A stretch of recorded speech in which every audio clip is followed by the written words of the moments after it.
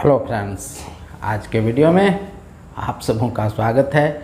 और आज हम लोग विचार करेंगे थोड़े स्वयं के ऊपर कि हमारा जो स्वभाव है वो अब ऐसा कुछ हो गया है कि हम स्वयं के अलावे किसी दूसरी ओर ध्यान देना नहीं चाहते, देते भी नहीं हैं, और देते हैं तो उसमें हमारा कुछ ना कुछ स्वार्थ होता है, वरना हम स्वयं तक ही सीमित रह गए। देश पर जो शासन कर रहे हैं, जिनको हम प्रतिनिधि बनाकर भेजते हैं, जिनको हम चुनकर भेजते हैं, वो भी तो हमारे ही परिवार से आते हैं। हिंदुस्तान के वाला जो स्वभाव हमारे अंदर समाहित हो गया है वो तो उनके अंदर भी है ना। तो हम में और उनमें ज़्यादा फर्क है नहीं, सोच लगभग एक जैसा है। तो वो भी जब वहाँ जाते हैं तो उनका भी ध्यान स्वयं पर थोड़ा ज़्यादा होता है और देश पर थोड़ा कम ही होता है। हम लोग समझते हैं कि उनका पूरा समय देश के ऊपर लग रहा है, पूरी चिंता वो दिन रात देश के प्रति करते रहते हैं, कैसे देश का विकास हो, कैसे लोगों का कल्याण हो, शायद इस पर वो चिंतन करते रहते हैं। लेकिन हमें भूल जाते हैं कि वो भी हिंदुस्तान के ही हैं, और हिंदुस्तान की जो मानसिकता अभी चल रही है उसमें ज़्यादातर लोग स्वयं के बारे में सोच रहे हैं, जो अन्यों के बारे में सोच रहे हैं, देश के बारे में सोच रहे हैं, गरीबों के बारे में सोच रहे हैं। उनकी कद्र समाज में नहीं हो रही है, क्योंकि वो दूसरों की चिंता में स्वयं दुबले हो रहे हैं। उनका ध्यान स्वयं के लिए धन अर्जन पर कम पड़ रहा है और लोगों के कल्याण पर ज़्यादा पड़ रहा है। फल ये हो रहा है कि धन जिनके पास है उनकी पूछ हो रही है, और धन जिनके पास ना के बराबर है, कम है, भले ही वो भले की बात सोचते हों सारे लोगों की, लेकिन उनके ऊपर समाज वालों का कोई प्यारा दृष्टि नहीं है। उनके प्रति लोग कोई अच्छा भाव नहीं रख रहे हैं। लोग उनको एक तरीके से कहें आप कि बेकार की चीज़ समझते हैं, क्योंकि उन्होंने धन अर्जन नहीं किया इन किन प्रकार, और ऐसे लोगों को समाज में कोई ज़्यादा स्थान प्राप्त नहीं है। तो हम हिंदुस्तानियों को अपने इस सोच को बदलने की ज़रूरत है। निजी स्वार्थ तक सिमट कर रहना कोई इंसान का ये धर्म मेरे को नहीं लगता।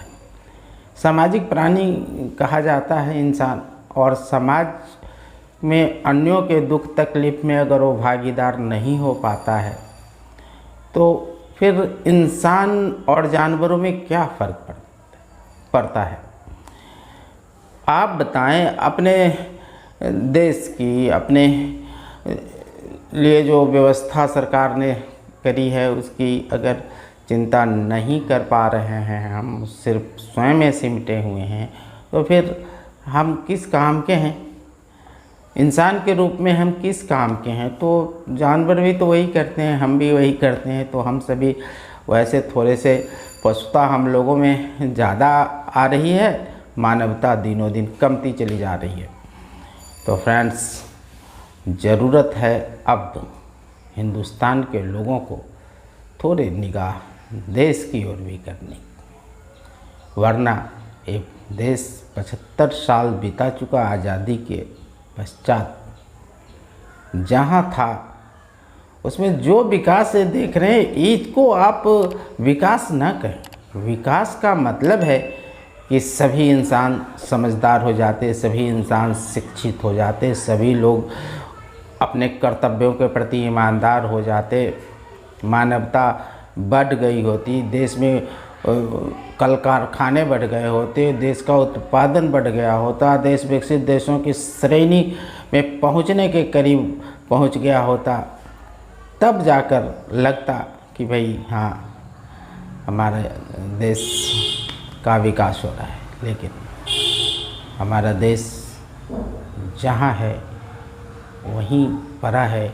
आप अगर क्षेत्र भ्रमण करें तो देख लेंगे कि जनजातियों की क्या हालत है, उनके मध्य क्या विकास गया है। देख लें, गरीबों के घर कौन सी खुशियाँ आ गई हैं, क्या विकास हुआ है। उनके बच्चों को तो आज सही शिक्षा भी नहीं मिल पा रही है। सरकारी विद्यालयों में जाते हैं, समय अपना बिताते हैं, बड़े हो जाते हैं, हाथ में सर्टिफिकेट और डिग्री लेकर चले आते हैं, पर सीखने के नाम पर कुछ नहीं सीख पाते जो जीवन में जिसका वो लाभ ले पाए।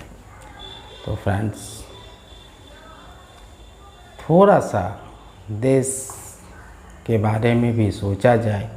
सिर्फ हमारे सैनिकों का काम नहीं है देश के बारे में सोचना और देश के लिए शहीद हो जाना।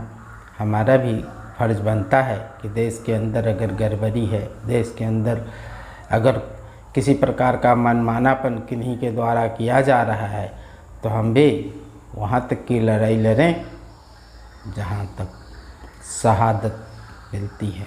अरे आज़ादी भी शहादतों के बाद मिली थी। अलग बात है कि शहीदों को हमने भुला दिया।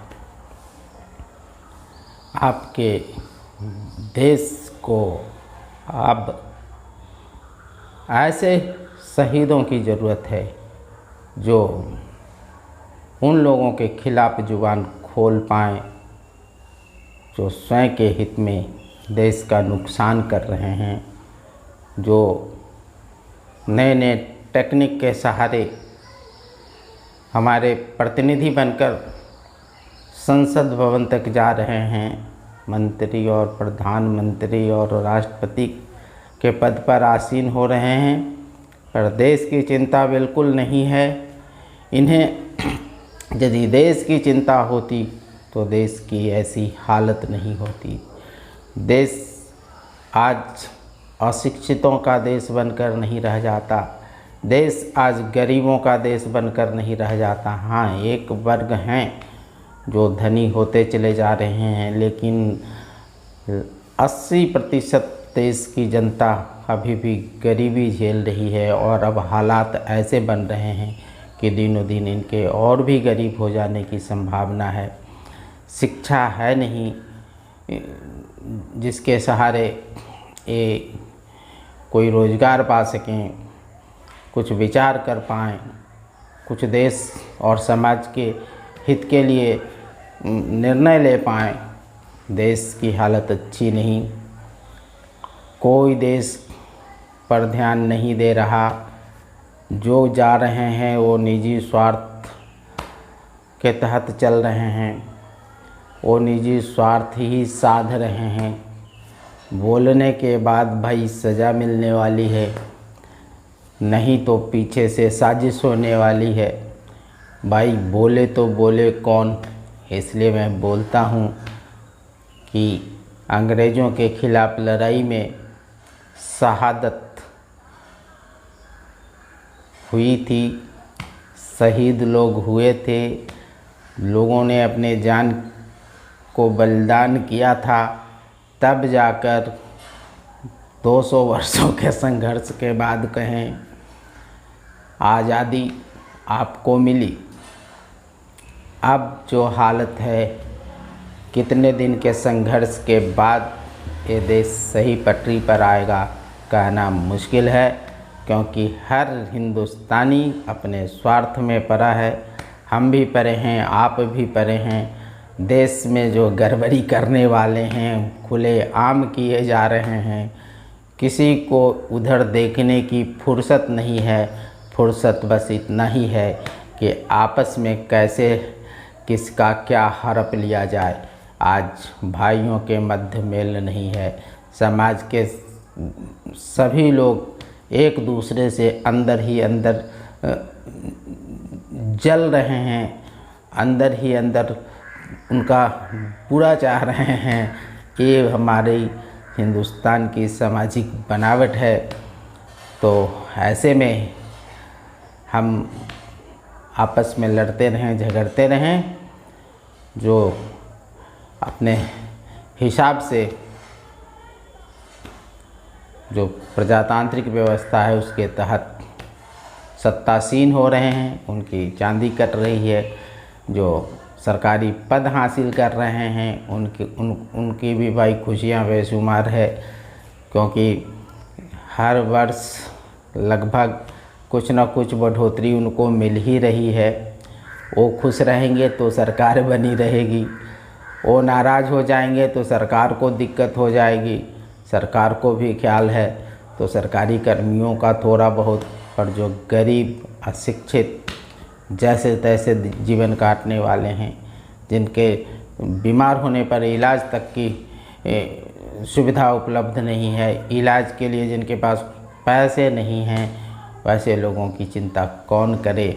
पर यही लोग हैं जो उनसे बेशुमार प्यार करते हैं, जो इनका ही नुकसान करते हैं।